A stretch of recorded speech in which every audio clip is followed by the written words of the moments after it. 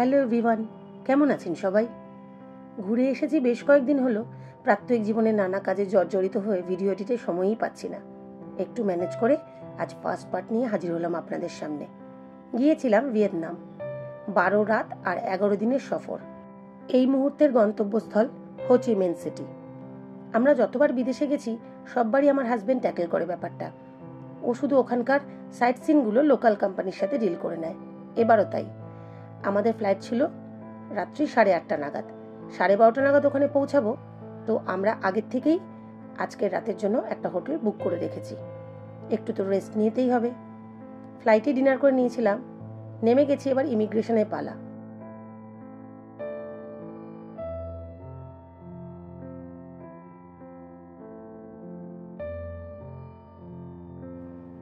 বেশ লম্বা লাইন। গাড়ি নিতে আসবে আমাদের। হোটেলে গিয়ে কয়েক ঘন্টার রেস্ট নিয়ে সকাল 7টার সময় ব্রেকফাস্ট করে আবার বেরোবো আমাদের প্রথম দিনের সফরে। রাত কিন্তু এখানে এখন বেশ নিঝুম। গাড়িতে উঠতে গিয়ে বুঝে গেলাম যে আমাদের দেশে যে দিক দিয়ে গাড়ি চালানোর নিয়ম, এই দেশে ঠিক তার বিপরীত। হোটেলে পৌঁছে গেছি। আগেই বলেছি আজকের দিনের ফুল বুকিং ছিল আমাদের। আগামী 2 দিন আমরা এখানেই থাকবো। এখানে হোটেলগুলোতে ব্রেকফাস্ট শুরু হয় সকাল 6টার থেকে। আমরাও তাই তাড়াতাড়ি যৎসামান্য ব্রেকফাস্ট করে নিয়ে বাসে উঠে গেছি। বাসটা এসছে 7টা নাগাদ। আমাদের হোটেলটা রাস্তায় প্রথম, তাই আমাদেরই সবচেয়ে তাড়াতাড়ি উঠতে হলো। এখনো মোটামুটি ফাঁকা আছে। আমাদের আজকের গাইড উইং ভারী মিষ্টি ছেলে। ও এদেশের নিয়মকানুনগুলো বুঝিয়ে দিচ্ছিল। আর এই যে পুষু যে এত সকালে উঠে যাবে আমি ভাবতেই পারিনি। লক্ষ্মী মেয়ে আমার। একটু আশেপাশটা দেখাই আপনাদের।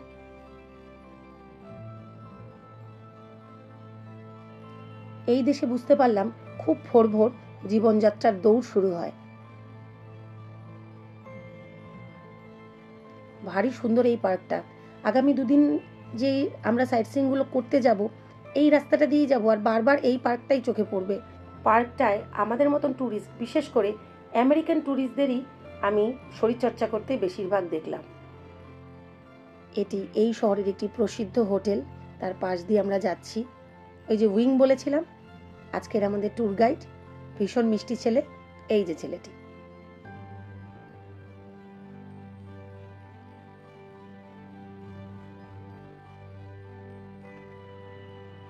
আজকে আমাদের প্রথম গন্তব্যস্থল এই জায়গা। স্পেশাল পার্সনদের রিক্রুট করে গড়ে তোলা এক হস্তশিল্পের সমাহার। এখানেই বানানো, এখানেই বিক্রি। উনি এগশেল দিয়ে দেখুন কি অপূর্ব শিল্পকলা তৈরি করছেন। শুধু উনি কেন, ওনার আশেপাশে সবাই এই একইভাবে, কেউ স্মোকি, কেউ হোয়াইট, এরকম শেল দিয়ে নানা রকমের শিল্পের সমাহার তৈরি করছেন। আমি তো দেখে জাস্ট মুগ্ধ। এখানকার সবাই এক একজন উন্নত মানের শিল্পী। জাস্ট অবাক হয়ে তাকিয়ে থাকতে হয়। আবার এখানে দেখুন ঝিনুক কেটে তৈরি হচ্ছে, আবার সেটা পলিশ হচ্ছে। এই যে তার পূর্ণ চিত্র। ভাবা যায় ভেতরে গ্যালারি আছে, তবে ওখানে ক্যামেরা নিষিদ্ধ। কেউ চাইলে কিনতেই পারেন। এই প্রসঙ্গে বলি, ভিয়েতনামের কারেন্সি কিন্তু ডং। আমি তো হিসাবে জাস্ট গুলিয়ে কিন্তু এটুকুনি বুঝেছি যে ওদের 20,000 ডং মানে আমাদের 60 টাকা। মানে যা ওদের টাকা তার থেকে 3টে শূন্য কেটে বাদ দিয়ে ইন্টু 3 করলে আমাদের টাকা। এবার যদি ভাবেন 60 টাকা মানে ওদের 20,000 টাকা, বাপরে বাপ, এ তো দারুণ সস্তা। তাহলে এখানে বলে রাখি, ওদের এখানে জিনিসের দামই শুরু হয় 20,000 টাকা থেকে। মানে ক্ষুদ্রাতি ক্ষুদ্র জিনিসও আপনি কিনবেন, দাম ধরে রাখুন 60 বা 90। এদের এখানে একটা কোকের দাম 25,000 ডং, মানে একটা কোক আমাদের টাকায় 75 টাকা। আপনি সুপার মার্কেট থেকে 6 টুকরো আম কিনবেন 40,000 ডং, মানে আমাদের 120 টাকা। কি সস্তা! সব পয়সে কা খেল है বাবু ভাই। আর হ্যাঁ, 11 দিন ছিলাম। আমি কিন্তু আমাদের দেশের মতন 10 টাকায় সস্তা চকলেট বা চিপস কিছুই খুঁজে পাইনি। হয়তো আমার অপারগতা। আমাদের এখনকার গন্তব্যস্থল কু চি টানেল। ওদের প্রোনাউন্সিয়েশনে কাউ চি টানেল। এখানে ঢুকতে টিকিট লাগে। যে লোকাল কোম্পানির সাথে আমরা চুক্তি করেছিলাম তারাই কিন্তু টিকিটটা কেটে দিয়েছে। কাউ চি টানেলকে বলা যায় আন্ডারগ্রাউন্ড টানেলসের vast network. They remove farmer out of your area. Only UVC stuck in the red area, right? So they start to destroy. Can you see the blue one right here? The blue is army base. The army base. Everything on the ground. You can see nothing on the ground anymore. The forest behind you is the new forest after the war. In the war time, there's nothing on the ground. এগুলো বানানো হয়েছিল ভিয়েতনামের যুদ্ধের সময়। এই সুড়ঙ্গগুলো এই দেশে মানুষের কাছে যুদ্ধের সময় তাদের টিকে থাকা, মুভমেন্টের এবং শত্রুপক্ষকে অতর্কিত আক্রমণ করার ক্ষেত্রে এক ক্রুশিয়াল রোল প্লে করেছিল। শত্রুপক্ষ কারা? ইউএস ও সাউথ ভিয়েতনামিজ ফোর্সেস। সুড়ঙ্গগুলো আসলে 1940 সালে তৈরি হয়েছিল ফ্রান্সের বিরুদ্ধে লড়ার সময়। তারপর ভিয়েতনাম যুদ্ধের সময় এগুলো এক্সপ্যান্ডেড আর ইউটিলাইজড হয়েছিল। ভিয়েতকং দ্বারা communication, storage, medical facilities, living quarters এই দিকগুলোর সব সামলানো হতো এই টানেল দিয়ে। জাস্ট ভাবুন, এমনকি এর মধ্যে আগুনের ধোঁয়া বা ইউএস দ্বারা সুড়ঙ্গে পাম্প করা যে কোনো বিষাক্ত গ্যাস নির্গত করার জন্য বায়ু চলাচলের ব্যবস্থাও ছিল। কি অদ্ভুত তখনকার টেকনোলজি! আর এটা তো ক্যামোফ্লেজ, আপনারা আগেই দেখেছেন। এইটা কিন্তু আসল নয়, ট্যুরিস্টদেরকে দেখানোর জন্য এখানে এরকম 2-3টে খুঁড়ে রাখা হয়েছে। আসলগুলো ভেতরে, ওগুলোতে কিন্তু ঢুকতে দেওয়া হয় না। ওপরে ঘন জঙ্গল আর এক রকমের পোকা আছে, তার নাম হচ্ছে সিকারা। আপনি ওপর দিকে তাকাতে পারবেন না। লক্ষ লক্ষ পোকা অনবরত ইউরিন করে চলে। আপনি যদি ওপর দিকে তাকান তাহলে কিন্তু আপনার চোখ জ্বালা করবে। তাই সবসময় মাটির দিকে তাকিয়েই চলতে হয়। এই যে সুড়ঙ্গের একটা মুখ, এটাতে কোনোভাবেই আমরা ঢুকতে পারবো না, জাস্ট দেখার জন্য। এখানে কতগুলো রেপ্লিকা তৈরি করা হয়েছে তখনকার দিনের পরিস্থিতি বোঝার জন্য। আমরা কিছু ফটো তুলে নিলাম, কিছু ভিডিও তুলে নিলাম। আর এত বড় এরিয়া, পশু যথারীতি ওর স্বভাবসিদ্ধ ভঙ্গিমাতে বাবার কাঁধে চড়ে বসেছে। এখন বোঝা যাচ্ছে যে সারাক্ষণ এই দৌড়াত্তিটা সে করবে। এটা আসল ট্যাঙ্ক। নানা রকমের ফাঁদ পেতে কিভাবে শত্রুদেরকে পর্যদস্ত করা যায় তারই এখানে আমাদের একটা বর্ণনা দিচ্ছেন এনারা। এরপর সেই আসল জায়গা, ধীরে ধীরে আমরা সেই দিকেই এগোচ্ছি। আমাদের একদম টানেলের মধ্যে ঢুকতে হবে। তার আগে তারা কিভাবে খাওয়া দাওয়া করতেন, কিভাবে অস্ত্রশস্ত্র বানাতেন, সেগুলোর একটা ডেসক্রিপশন আছে।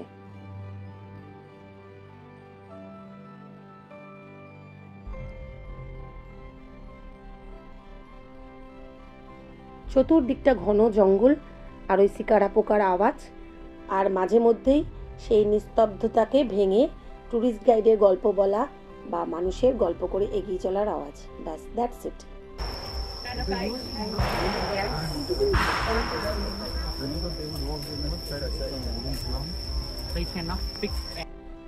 এই জায়গাটা আপনি চাইলে পয়সা দিয়ে ফায়ারিং করতে পারেন।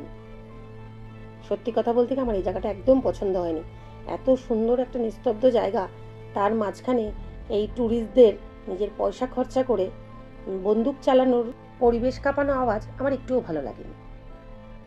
এরপর সেই মহেন্দ্রক্ষণ বেশ কিছুটা জায়গা আমাদের সুড়ঙ্গের মধ্যে দিয়ে যেতে হবে। এটা অপশনাল, আপনি চাইলে পারেন, না হলে আপনি বাইরে দাঁড়াতে পারেন সুড়ঙ্গের অন্য মুখে, যেখান থেকে এরা উঠবে। আমার হাজবেন্ড গিয়েছিল, পুষু গিয়েছিল, আর গিয়েছিল পরাগ। ও আমার ভিডিওটা করেছে। এখন আমি সাউন্ডটা অফ করলাম, ওইখানকার সাউন্ডটা শুনুন।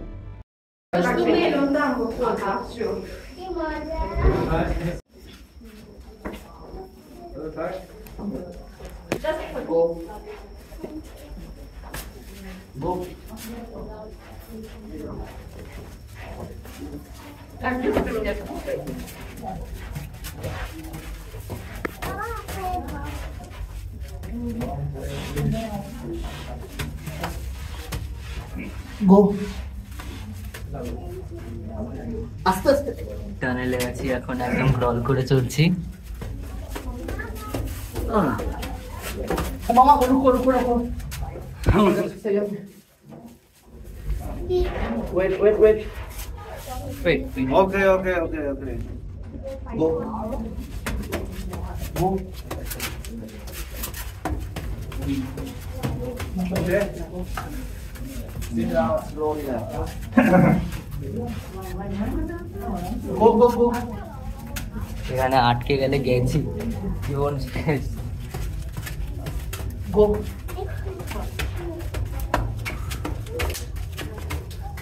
অনেক র্যাম্পটি জায়গাটা, বাট আমি তাও হেঁটে যাচ্ছি। Left left left It's left to go. You go.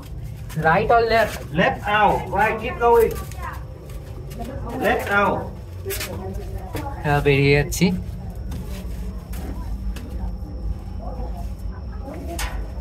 এই বাবা চলো। ও বাবা। Wait. ওরা উপরের দিকে উঠে আসছে, ওর কাছে শুনলাম যে একটা এমন জায়গা ছিল যেখানে লিটারেলি মাটিতে শুয়ে ক্রল করে হাঁটতে হচ্ছিল। ভাগ্যি ভালো আমি আর সোহাগ যাইনি, আমি অজ্ঞান হয়ে যেতাম ওখানে গেলে। এমনিতেই আমার শ্বাসকষ্ট আছে, তারপর একটু অন্ধকার জায়গাকে আমি ভয়ও পাই। ওই যে আগে উঠে আসছে পুষু, তারপর ওর পাপা, তারপর পরাগ।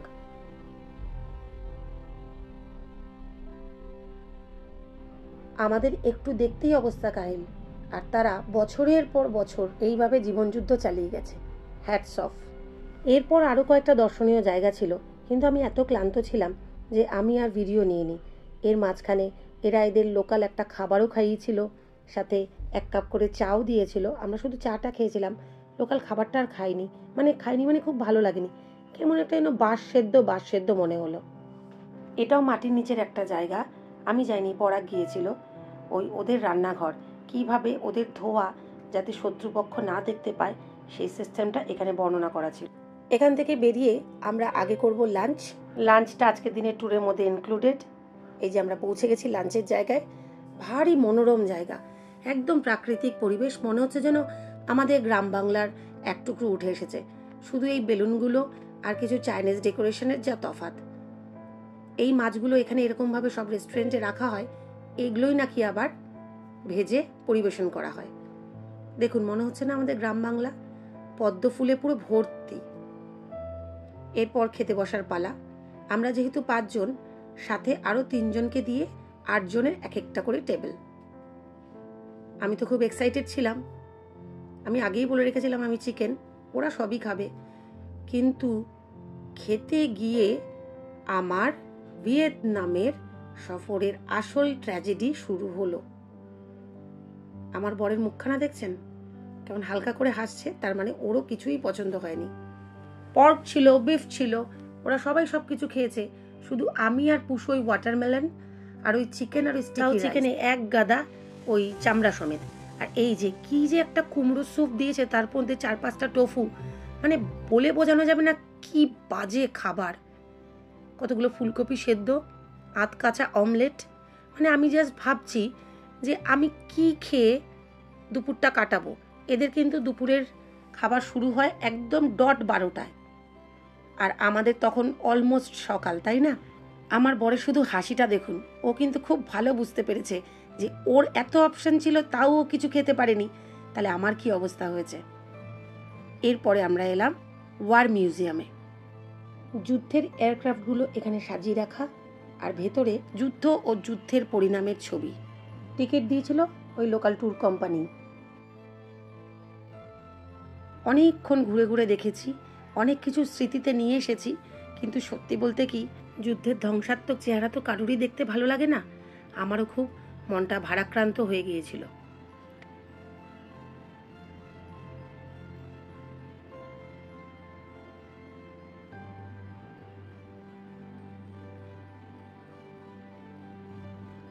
তিনতলা মিউজিয়াম, প্রতিটি তলাতেই শুধুমাত্র মানবতারই অবক্ষয় দেখা যায়। বাইরে এই স্ট্যাচুগুলো রাখা শান্তির প্রতীক, আমার এগুলোই খুব দেখতে ভালো লাগছিল। পশুকে নিয়ে কয়েকটা ছবিও তুলেছি এখানে।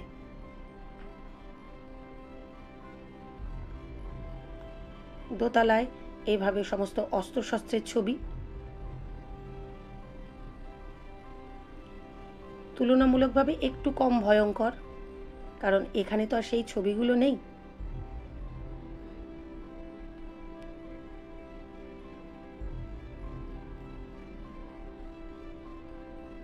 পরাগ কিন্তু তন্ময় হয়ে দেখেছে এই জায়গাটা।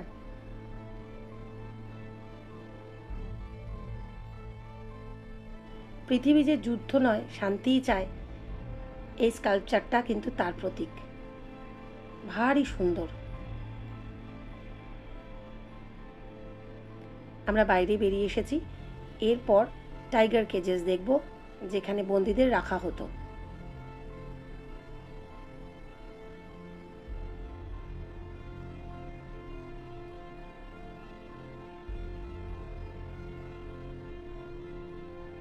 এই জায়গাটাও অনেকটা দূর বিস্তৃত, আমি খুব একটা দেখিনি বলতে আমার দেখতে ভালো লাগেনি। এরপর আমরা এসেছি এদের ন্যাশনাল পোস্ট অফিসে। এটা কিন্তু এখানকার একটা দর্শনীয় স্থান, আপনি টুকটাক কেনাকাটাও করতে পারেন। এটাই ছিল আমাদের আজকের ট্যুরের ওই কোম্পানির থেকে দেখানো শেষ জায়গা। ওখান থেকে বেরিয়েই আগে খেতে গেছি, কারণ এখন মোটামুটি 3টে বাজে, আমাদেরই লাঞ্চের টাইম। আর যা খেয়েছিলাম ওই লাঞ্চে, এসেছি একটা ভারতীয় রেস্টুরেন্টে। সে মানে খাবারের গন্ধেই আমি পাগল। বুঝতে পেরে গেছি যে ট্রিপল দাম দিয়ে আমাদের এখন একদিন এই ভারতীয় খাবারই খেতে হবে যদি বাঁচতে হয়। রুটি, ভাত, একটু ডাল ফ্রাই, আর ওদের জন্য একটু বাটার চিকেন, আলু গোবি এই নেওয়া হয়েছিল। মানে জাস্ট অমৃত, সত্যি খাবারটা সত্যিই সুন্দর ছিল।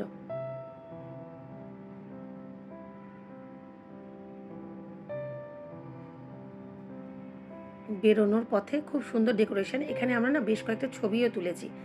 আর এই হলো রেস্টুরেন্টের নাম। আমাদের হোটেলে ফিরেই এই দেখুন পশুর স্নান, মানে বাতটা পুরো ভাসিয়ে দিয়েছে। সে আর তাকে তোলা যায় না। ওর বাবা গেছে একটু এটিএম থেকে টাকা তুলতে, সেই সুযোগে মেয়ে ঢুকে বসেছে বাথটাবে। আমি কিন্তু আগে স্নান করে এসেছি, আমার সাথেও ছিল। তারপরে এদের এখানে গোটা শ্যাম্পুর শিশিটা মনে হয় উল্টেছে বাথটাবে, দিয়ে এইরকম ফেনা করেছে। ও আসলে একটু জল পাগল। বিকালবেলায় বেরিয়েছি। আগে প্রথমে এখানকার একটা সিম তুলবো, সোহাগ একটা নেবে, পরাগ একটা নেবে, আর ওদের পাপা একটা নেবে, আমার লাগবে না। এই যে ওদের সন্ধ্যার শহর, সিম তুলে আমরা এলাম এখানকার বিখ্যাত মার্কেটে, বেনথান মার্কেট। এখানে না সমস্ত রকম বড় বড় কোম্পানির প্রোডাক্ট কিন্তু নকল পাওয়া যায়, আপনি ধরতেই পারবেন না। আর এখানেই সেই একদিনের মধ্যে জামা বানিয়ে দেওয়া হয়, এই সেই মার্কেট। অনেক ভালো ভালো ড্রেস মেটেরিয়াল রয়েছে, এগুলো কিন্তু নকল নয়। আমি বলছিলাম ব্যাগ, তারপর জুতো, এই ধরনের জিনিসের কথা। আপনি সত্যি কথা একবারেই বুঝতে পারবেন না। এখান থেকে না আমি বেশ কয়েকটা সুবিনিয়ার নিয়েছি। দরদাম কিন্তু করতে হবে অবশ্যই। এরপরে এলাম এই দেশের বিখ্যাত ডাব খেতে। এটা যতদূর আমার মনে পড়ছে 35 কি 40,000 ডং। তাকে 3টে শূন্য বাদ দিয়ে আপনি ইন্টু 3 করে গুনে নিন। আমাদের দেশের পুষু নিয়েছে লিচি, ওর বাবার আমি নিয়েছিলাম ডাব। আর এই দেশের বিখ্যাত এই ট্যামারিন্ড জুস। ভিয়েতনামে এলে আর এই মার্কেটে এলে অবশ্যই এটা একটা ট্রাই করবেন, আমার রিকোয়েস্ট রইল। আর পরাগ নিয়েছে ব্লুবেরি। আর একটু ঘোরাঘুরি কেনাকাটা করে তারপর আবার আমরা একটা ইন্ডিয়ান রেস্টুরেন্টে ঢুকলাম। এবার হালকা কিছু খেয়ে হোটেলে ফিরবো। কালকে আবার 7টার সময় বাস আসবে। খুব ক্লান্ত একটা দিন গেল, কারণ সত্যি কথা বলতে কি ঘুম তো হয়নি, মাত্র 2 ঘন্টা মতন ঘুমিয়েই সকালে বেরিয়ে পড়েছিলাম। আবার রুটি, ওই বাটার চিকেন বাচ্চাদের জন্য, আর আমাদের জন্য ডাল ফ্রাই, আর ওর বাবা নিল একটু ভাত। ব্যাস এই নিয়ে আজকে আমাদের ডিনার কমপ্লিট করলাম। ভালো খেতে হয়েছে। এর মাঝে এক পশলা বৃষ্টিও হয়ে গেল। খুব ক্লান্ত। ভিডিওটা এখানেই শেষ করছি। দেখা হচ্ছে পরের ভিডিওতে। খুব তাড়াতাড়ি চেষ্টা করব এডিট করতে। ভিডিওটা কেমন লাগলো জানাবেন, পারলে একটা লাইক, একটা শেয়ার করে দেবেন। দেখা হচ্ছে পরের ভিডিওতে।